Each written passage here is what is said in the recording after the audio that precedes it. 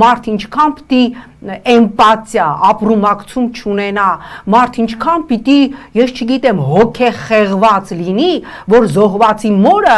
ով իրենից սպասում է մեկ կարեկցանքի խոսք, անհետ կորածի մորը, ով իրենից մի հույս է սպասում, որ մի տեղեկատվություն, որ գուցե իր որդին ողջ է, գերության մեջ է, այդ աուդիտորիայի առաջ խոսի ՀԴՄ կտրոնի կարևորության մասին, հասկանում եք, սա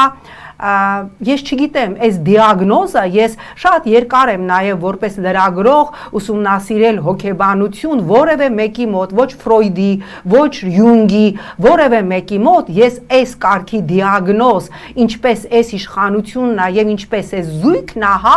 երբևէ չեմ տեսել, ես չեմ տեսել այսքան էմպաթիա, այսքան ապրումակցում չունեցող մարդիկ, ովքեր կարող են ամենադաժան Արցախի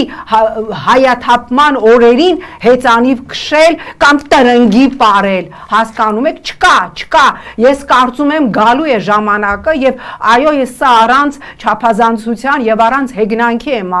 ասում հոգեբանության, հոգեբուժության հետ հատուկ Նիկոլի եւ Աննայի սինդրոմ ա լինելու